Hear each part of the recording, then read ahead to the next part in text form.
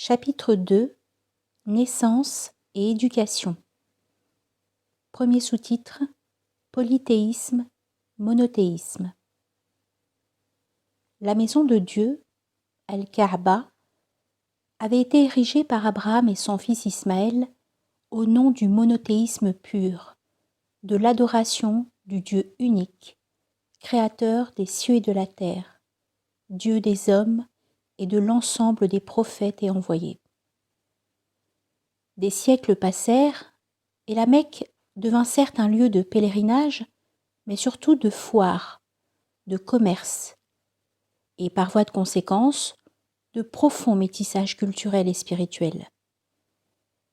Avec le temps, l'adoration de l'unique laissa la place au culte des idoles tribales ou régionales, au polythéisme multiforme, et la tradition islamique rapporte qu'au début de la révélation, plus de 360 idoles, images ou statues se trouvaient dans la Kaaba et y étaient vénérées. Seul un petit groupe de croyants restait attaché à l'adoration du Dieu unique et refusait de s'adonner à l'idolâtrie ambiante. Ils se faisaient appeler les Hunafa et revendiquaient leur filiation avec la tradition monothéiste abrahamique. Le Coran lui-même, parlant d'Abraham et de la nature de son adoration, le et ou la qualifie de pure, Hanifan.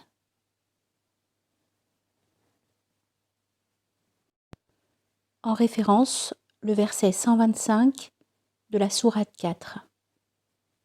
Qui donc professe une meilleure religion que celui qui se soumet à Dieu, tout en faisant le bien, et qui suit le culte d'Abraham, le monothéisme pur, ou le pur monothéiste, et Dieu a pris Abraham pour ami. À l'époque de la naissance du prophète de l'islam, le plus célèbre des Hunafins se nommait Waraqa ibn Nawfal et s'était converti au christianisme. Avec les autres croyants, les chrétiens et les juifs vivant dans la région, Waraqa ibn Nawfal représentait l'expression d'un monothéisme devenu marginal, marginalisé et parfois combattu à la Mecque et aux alentours. Deuxième sous-titre, une naissance. Dans son livre de référence sur la vie du prophète de l'islam, Ibn Hisham nous informe que Ibn Ishaq a clairement et précisément déterminé la date de naissance du prophète, en disant « L'envoyé, paix et bénédiction de Dieu soit sur lui, est né un lundi, le 12 pendant la nuit du mois de Rabi' al-Awwal, l'année de l'éléphant. » Il existe d'autres recensions qui font état d'autres mois de l'année, mais il a existé, à travers l'histoire et jusqu'à ce jour, un accord majoritaire entre les savants et à l'intérieur des communautés musulmanes quant à l'acceptation de cette date. Le calendrier musulman étant lunaire, il est difficile d'établir avec exactitude le mois solaire de sa naissance, mais l'année de l'éléphant à laquelle Ibn Ishaq fait référence correspond à l'an 570 du calendrier grégorien. Le prophète de l'islam est né dans une des familles nobles de la Mecque, les Banu Hashim, grandement respectés par l'ensemble des tribus de la Mecque et de la région. Très vite, cette filiation noble va se mêler à une histoire personnelle particulièrement douloureuse et fragilisante. Sa mère Amina est enceinte de 2 mois seulement quand son père Abdallah décède lors d'un voyage à Yathrib au nord de la Mecque. Orphelin de père dès sa naissance, le jeune Mohammed va vivre avec ce double statut que consacre parmi les Mécois la respectabilité de la filiation et la précarité de l'enfant sans père.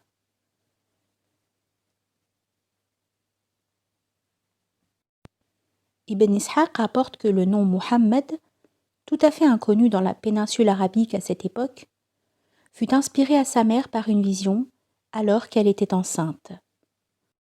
Cette même vision lui aurait annoncé la naissance du Seigneur de ce peuple, Sayyid Hadhihi al-Umma, au moment de laquelle elle devait prononcer la formule « Je le place sous la protection de l'unique, Al-Wahid, contre la perfidie de tout envieux. »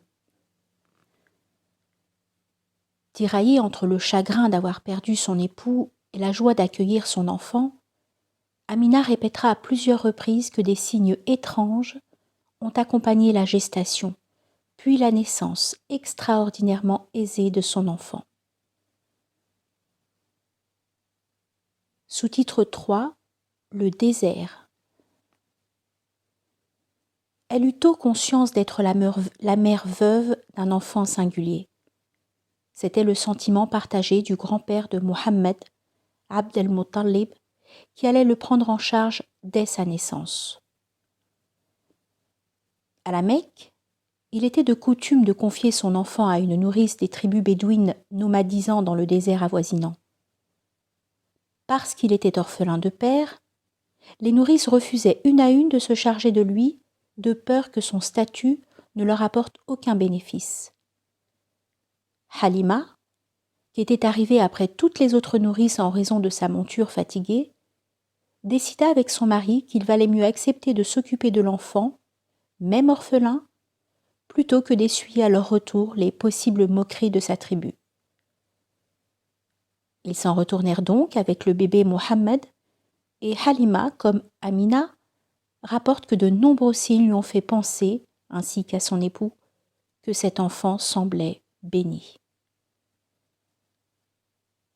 Pendant 4 ans, l'orphelin vivra avec Halima et avec les Bédouins de Banu Saad dans le désert d'Arabie. Il partagera la vie des nomades, au cœur de la nature la plus dépouillée et la plus rude, subissant la sécheresse du climat et entouré à perte de vue des horizons qui rappellent la fragilité de l'humain, la contemplation et la solitude. Mohammed traversait, sans le savoir encore, les premières étapes et les premières épreuves lui étant prédestinées par l'unique, qu'il l'avait choisi comme messager et qui était pour l'heure de son éducateur, son Rabb. Le Coran rappellera plus tard sa situation particulière d'enfant orphelin, de même que les enseignements spirituels accompagnant l'expérience de la vie dans le désert. En référence, les versets 6 à 11 de la sourate 93. Ne t'a-t-il pas trouvé orphelin? Il t'a alors accueilli. Ne t'a-t-il pas trouvé égaré? Il t'a alors guidé. Ne t'a-t-il pas trouvé pauvre? Il t'a alors enrichi. Donc, quant à l'orphelin, ne le maltraite point. Quant à l'homme dans le besoin, ne le repousse pas. Et quant au bienfait de ton Seigneur, proclame-le. Ces versets du Coran sont forts de plusieurs enseignements. Le fait d'être à la fois orphelin et pauvre a été un véritable état initiatique pour le futur envoyé de Dieu, et ce pour au moins 2 raisons. Le premier enseignement est évidemment celui de la vulnérabilité et de l'humilité que l'enfant a naturellement ressenti dès son plus jeune âge. Cet état sera renforcé quand, 4 ans plus tard, il perdra sa mère Amina. Cette rupture quant à sa filiation le mit presque immédiatement sous la protection de Dieu, mais également dans la proximité des êtres les plus démunis parmi les hommes. Le Coran lui rappelle de ne jamais l'oublier tout au long de sa vie, et en particulier durant sa mission prophétique. Il fut orphelin et pauvre, et donc, pour cette raison, il lui est rappelé et commandé de ne jamais se séparer des laissés pour compte et des nécessiteux. Le second enseignement spirituel qui sourd de ces versets est, à la lumière de l'exemplarité de l'expérience prophétique, valable pour chaque cœur et chaque conscience. Ne jamais oublier son passé, ses épreuves, son milieu, son origine, et transformer son expérience en enseignement positif pour soi et pour autrui. Ton passé, lui rappelle l'unique, est une école où il faut puiser une connaissance utile, pratique et concrète, notamment pour celles et ceux dont tu as partagé la vie et les peines, puisque mieux que personne, tu sais de l'intérieur ce qu'ils ressentent et endurent. Sous-titre 4. Une éducation et la nature.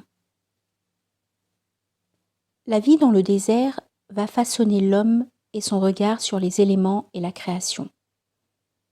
Ce qui était connu et reconnu à cette époque déjà était la possibilité d'acquérir une excellente maîtrise de la langue parlée dans le terreau naturel de la tradition orale que véhiculaient et nourrissaient les Bédouins.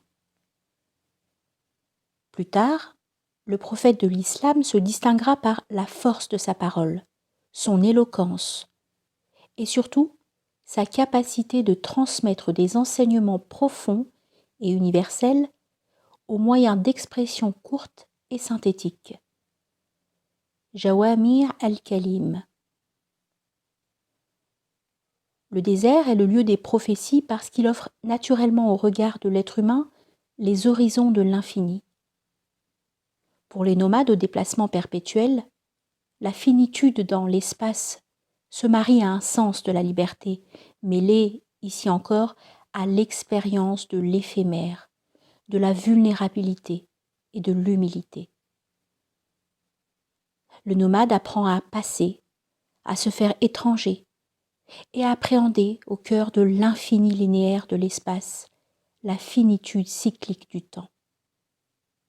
C'est l'expérience de la vie du croyant que le prophète décrira plus tard au jeune Abdallah ibn Omar en des termes qui rappellent cette dimension. Sois sur la terre comme un étranger ou un passant. Ces premières années de la vie du prophète vont nourrir une relation tout à fait particulière avec la nature qui demeurera une constante tout au long de sa mission. L'univers est empli de signes qui rappellent la présence du Créateur et le désert, plus que tout, ouvre l'esprit humain à l'observation, à la méditation et à l'initiation au sens. Ainsi trouve-t-on de multiples versets du Coran qui renvoient au livre de la création et à ses enseignements. Le désert, ou la vie, la végétation et la verdure sont apparemment absentes, montrent et prouvent régulièrement à la conscience observatrice de l'homme la véracité du miracle du retour à la vie. Comme le verset 39 de la sourate 41, tu vois parmi ces signes la terre comme prostrée, s'animer et s'épanouir dès que nous descendons sur elle quelques ondées du ciel. Celui qui lui rend la vie est aussi celui qui fait revivre les morts, car sa puissance n'a pas de limite.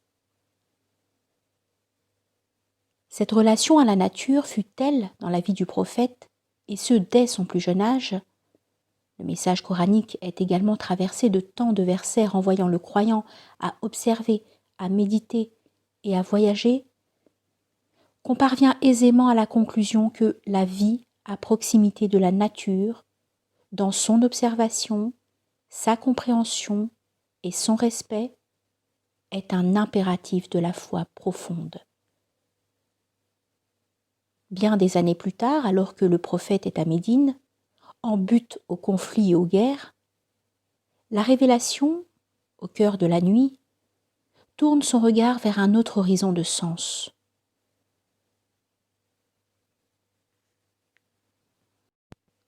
En témoigne ce verset 190 de la sourate 3. Il y a certes dans la création des cieux et de la terre, et dans la succession de la nuit et du jour, des signes pour ceux qui sont doués d'intelligence. Il est rapporté que le prophète pleura une nuit entière lorsque ce verset lui fut révélé. À l'aube, lorsque le muezzin Bilal, venant faire appel à la prière, le questionna sur la cause de ses larmes, il lui expliqua le sens de sa tristesse et ajouta « Malheur à qui entend ce verset et ne le médite pas ». Un autre verset transmet le même enseignement en se référant à une multiplicité de signes, comme celui-ci. Verset 164 de la sourate 2.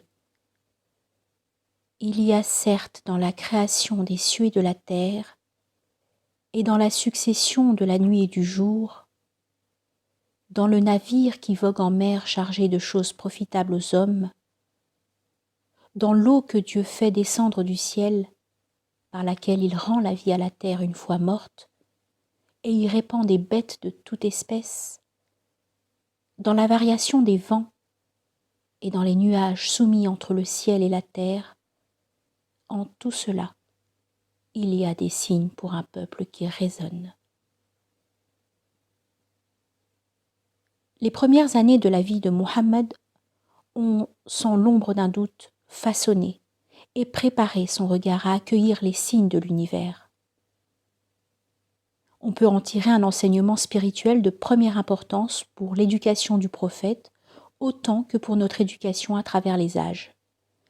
La proximité de la nature, le respect de ce qu'elle est, de même que l'observation et la méditation sur ce qu'elle nous montre, nous offre, ou nous prend ou reprend, sont autant d'exigences d'une foi qui, dans sa quête, cherche à se nourrir, à s'approfondir et à se renouveler.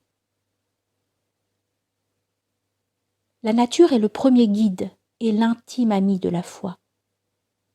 Ainsi, Dieu a-t-il décidé d'exposer son prophète dès son plus jeune âge aux leçons naturelles de la création, conçues comme une école où la conscience appréhende peu à peu les signes et le sens.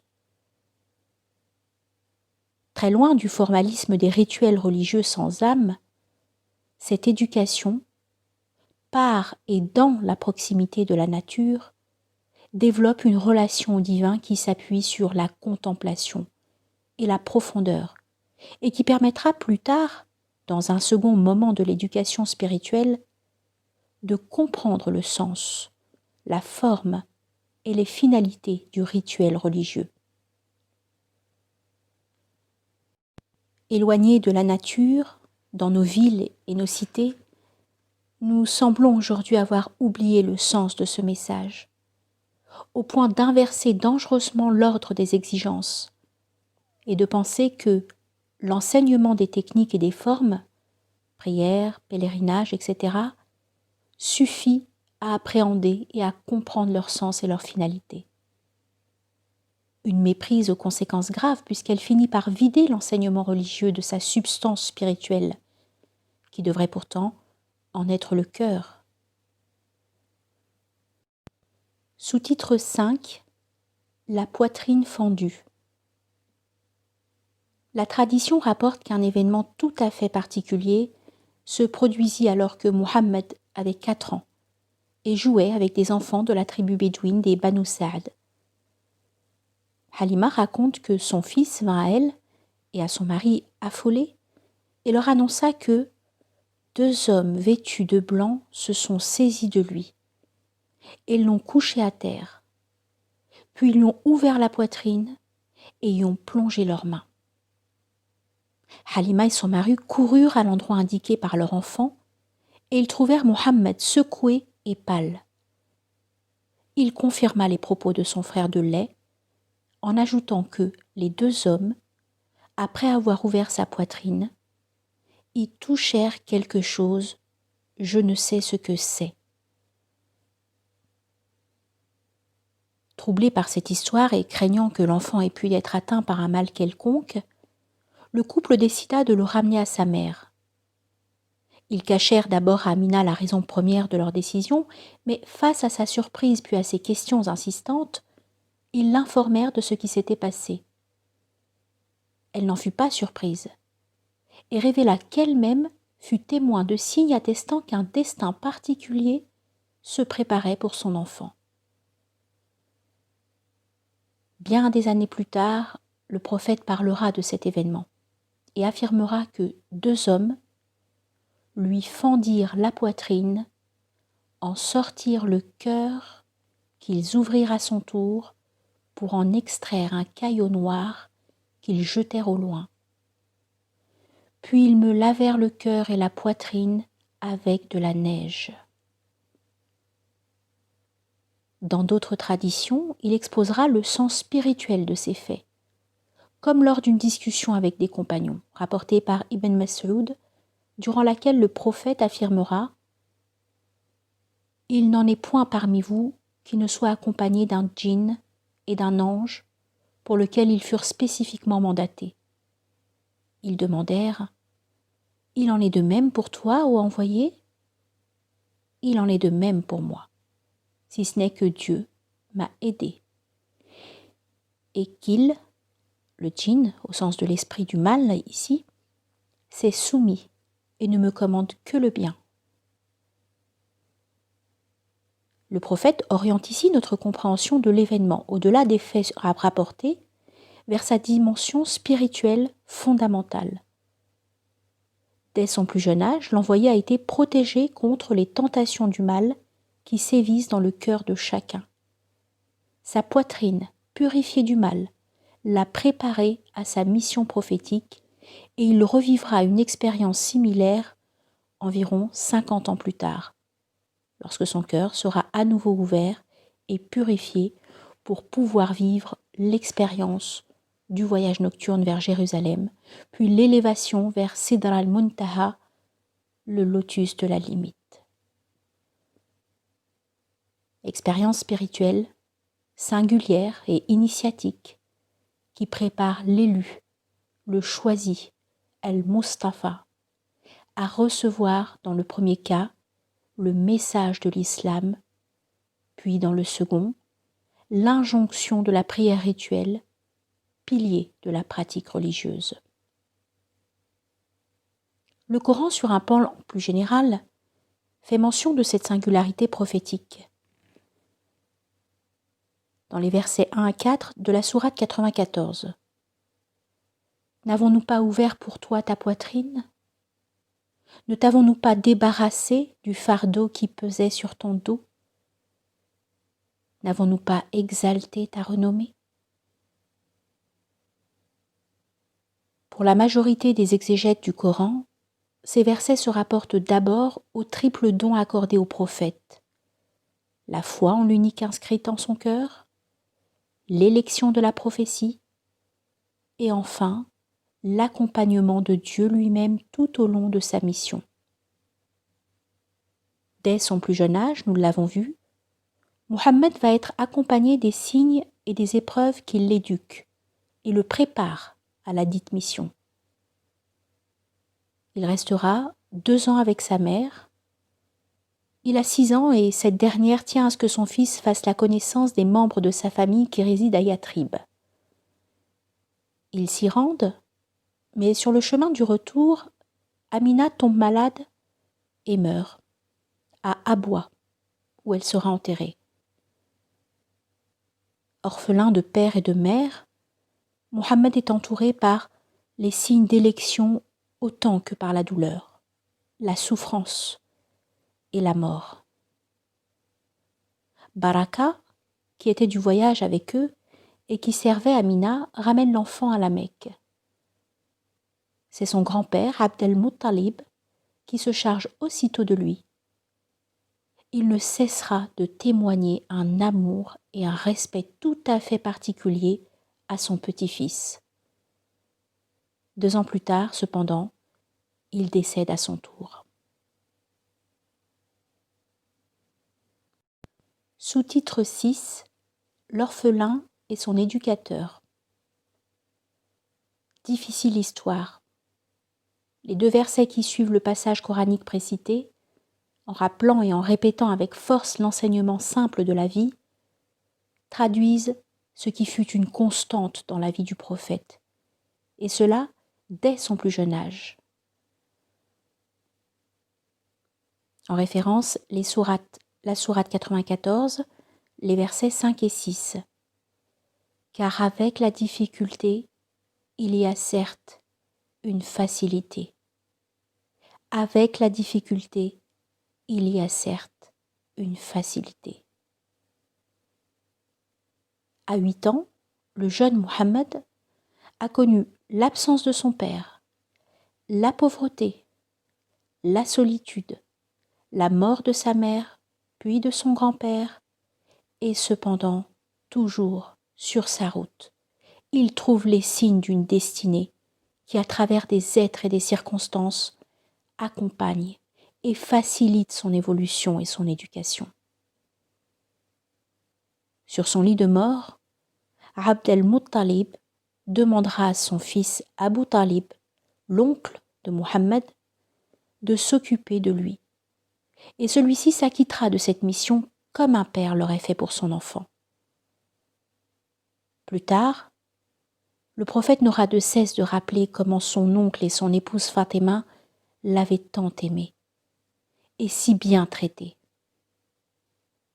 Avec la difficulté, il y a certes une facilité. À travers toutes les vicissitudes de cette vie qui ne l'avaient pas épargné, Mohammed demeurait bien sûr sous la protection de l'unique, de son Rabb, de son éducateur. À la Mecque, la tradition rapporte qu'il fut protégé en toutes circonstances du culte des idoles et des fêtes, des festins où mariage ou l'ivresse et l'oubli de soi étaient la règle. Un soir, il entendit qu'un mariage allait être célébré à la Mecque, et il voulut s'y rendre. Sur la route qui l'y menait, raconte-t-il, il se sentit tout à coup fatigué. Il se reposa, puis s'assoupit. C'est la chaleur du soleil qui, le lendemain, le réveilla de son lourd sommeil. Cette histoire, apparemment anodine, en dit néanmoins long sur les méthodes utilisées par l'éducateur du prophète pour empêcher que son futur envoyé soit tenté par l'oubli de soi et l'ivresse. L'unique, dans son accompagnement, l'a littéralement endormi et ainsi protégé de ses propres instincts, sans développer dans le cœur de son protégé de sens de la faute, de la culpabilité ou autre torture morale face à une attraction somme toute naturelle pour un enfant de cet âge.